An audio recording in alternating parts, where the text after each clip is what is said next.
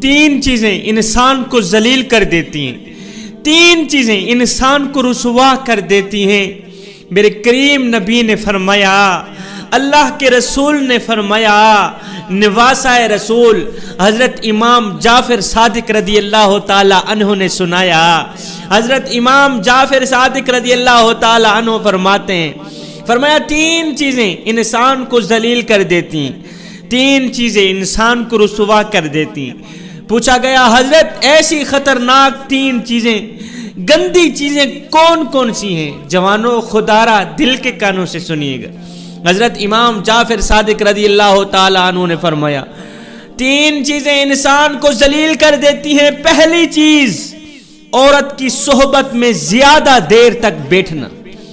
عورت کی صحبت میں زیادہ دیر تک بیٹھنے والا شخص دنیا و آخرت میں ذلیل ہو جاتا ہے، رسوا ہو جاتا ہے، کیونکہ عورت کی صحبت میں زیادہ دیر تک بیٹھے رہنے سے نفسانی خواہشات پیدا ہوتی ہیں، نفسانی خواہشات ابھرتی ہیں، اور جب انسان کے دل میں نفسانی خواہشات پیدا ہو جاتی ہیں، نفسانی خواہشات ابھر آتی ہیں، پھر انسان اپنے ہاتھوں سے ہی اپنی تباہی اور بربادی لکھ دیتا ہے۔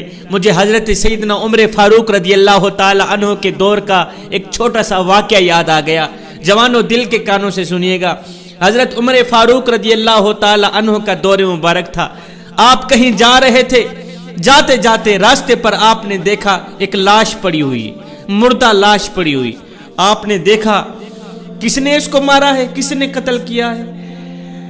اجنبی لاش پڑی ہوئی ہے، پتہ نہیں کون پڑا ہے، مرا پڑا ہے۔ حضرت عمر فاروق رضی اللہ تعالی عنہ نے گرد و نواح اپنے کارندے چھوڑ دیے، ابھی اور اسی وقت قاتل کا پتہ کرو، قاتل کو لے کر آؤ، کس نے اس کو مارا ہے؟ معلوم نہیں کس نے اس کو مارا ہے۔ پورا دن کارندے اس کے قاتل کو ڈھونڈتے رہے، سپاہی اس لاش کے قاتل کو ڈھونڈتے رہے، بھرپور کوشش کی، کافی کوشش کرنے کے بعد بھی قاتل نہ ملا۔ حضرت عمر فاروق رضی اللہ تعالی عنہ اس کو دفنا کر گھر کو چلے گئے۔ 9 ماہ بعد حضرت عمر فاروق رضی اللہ تعالی عنہ کا اسی راستے سے گزر ہوا، این اسی جگہ پر جہاں 9 ماہ پہلے ایک لاش پڑی ہوئی تھی، اب اسی جگہ پر ایک زندہ بچہ پڑا ہوا ہے۔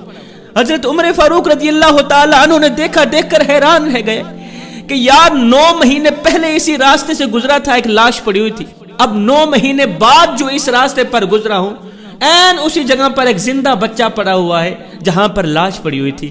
حضرت عمر فاروق رضی اللہ تعالی عنہ نے بچے کو دیکھا، زندہ بچے کو دیکھا، بسم اللہ پڑھتے ہوئے بچے کو اٹھایا۔ اٹھاتے ہی آپ نے غلاموں کو کہا، غلاموں 9 مہینے پہلے والی جو لاش تھی ایسے سمجھو اس کا قاتل مل گیا ہے، انشاءاللہ اب اس لاش کا قاتل ہمیں مل جائے گا۔ حضرت عمر فاروق رضی اللہ تعالی عنہ نے کیا کیا، اس بچے کو ایک عورت کو دیا، کہا تو نے اس بچے کی حفاظت کرنی ہے، تو نے اس بچے کی دیکھ بھال کرنی ہے، اس بچے کو کھلانا ہے، اس بچے کو دودھ پلانا ہے، اس کو تو نے بڑا کرنا ہے، اور میں تیرے ذمہ ایک کام لگا رہا ہوں۔ وہ کام یہ ہے، کام بڑا اہم ہے، وہ کام یہ ہے کہ کوئی بھی عورت اگر اس بچے کو آ کر اپنی چھاتی پہ لگائے، کوئی بھی عورت اس بچے کو آ کر پیار دے، اس بچے سے محبت کرے، اس بچے کو اپنی چھاتی پہ لگائے، تو تو نے کیا کرنا ہے، اس عورت کے گھر کا سارا بایو ڈیٹا تو نے مجھے دینا ہے۔ اس عورت کے گھر کا اتا پتہ پوچھ کر، اس کا نام پوچھ کر تو نے فوراً عمر کو اطلاع دینی۔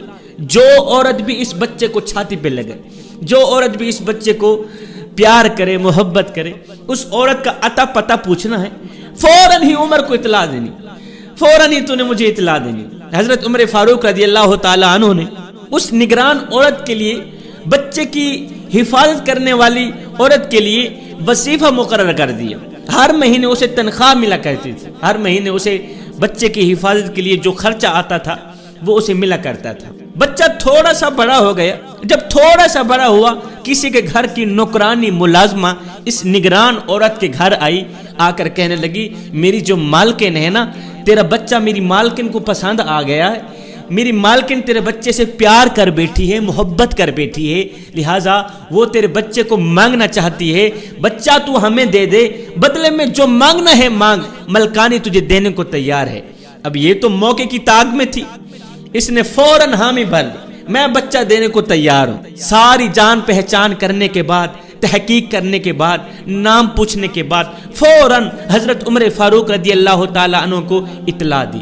جیسے ہی حضرت عمر فاروق رضی اللہ تعالیٰ عنہ کو پتہ چلا، اطلاع ملی کہ بچے سے پیار کرنے والی عورت مل گئی ہے، بچے کو چھاتی پہ لگانے والی عورت مل گئی ہے، بچے سے محبت کرنے والی، بچے کو چاہنے والی عورت مل گئی ہے، تو حضرت عمر فاروق رضی اللہ تعالی عنہ نے ایک برہنہ تلوار اٹھائی، ننگی تلوار اٹھائی۔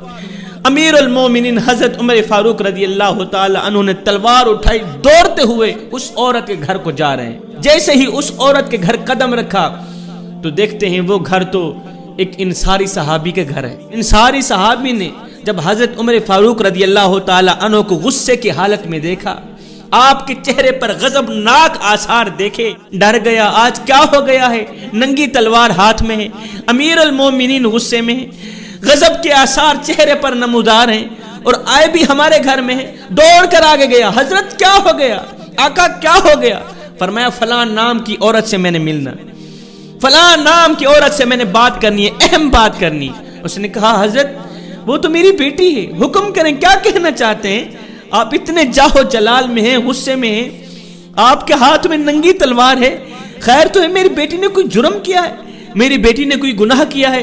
حضرت عمر فاروق رضی اللہ تعالی عنہ نے فرمایا نہیں، میں نے تیری بیٹی سے ہی بات کرنی ہے۔ اس نے کہا حضرت تھوڑی دیر کے لیے ٹھہریں، میں گھر والوں کو بتا کے آتا ہوں۔ فوراً کمرے کے اندر گیا، امیر المومنین آئے ہیں، ادباً کھڑے ہو جاؤ، احتراماً کھڑے ہو جاؤ۔ سارے کھڑے ہو گئے، حضرت عمر فاروق رضی اللہ تعالی عنہ کمرے کے اندر داخل ہوئے۔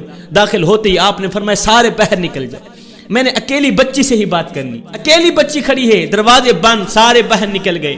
حضرت عمر فاروق رضی اللہ تعالی عنہ نے تلوار کی نوک اس لڑکی کی گردن پر رکھی، بازو پہ رکھی، فرمایا اب بتا، تیرے اندر جو کچھ چھپا ہوا ہے مجھے بتا دے، جو سچائی ہے مجھے بتا دے، آخر معاملہ کیا ہے، آخر وجہ کیا ہے، حقیقت مجھے بتا دے، نہیں تو ابھی اور اسی وقت تیرا سر تن سے جدا کر دوں گا۔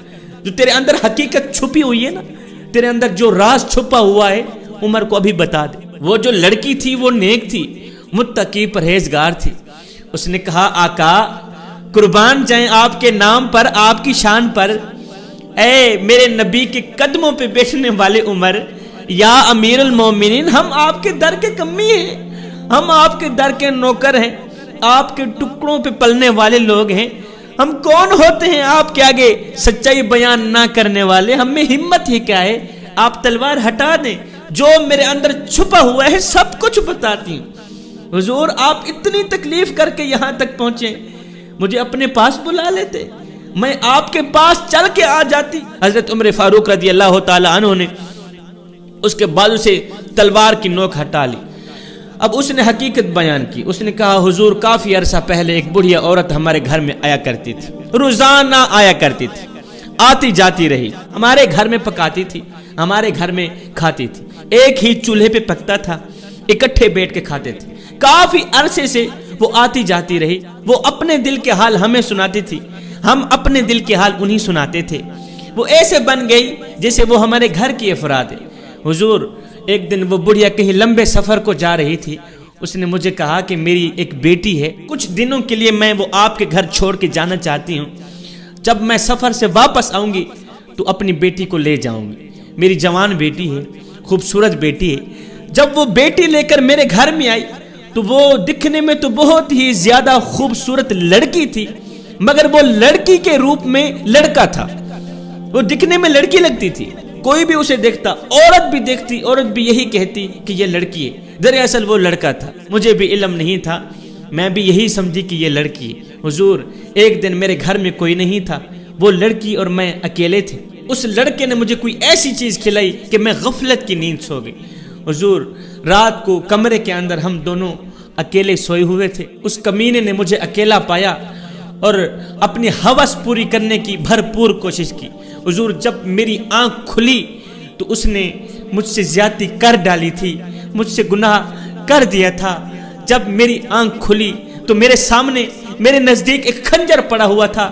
حضور میں نے خنجر اپنے دونوں ہاتھوں سے لیا، اس کے سینے پر مارا وہ کمینہ وہی مر گیا، مگر افسوس اس کا ناپاک نطفہ میرے اندر رہ گیا۔ حضور جب یہ کمینہ مر گیا میں نے اس کی لاش اٹھائی، فلاں راستے پر پھینک کے آ گئی۔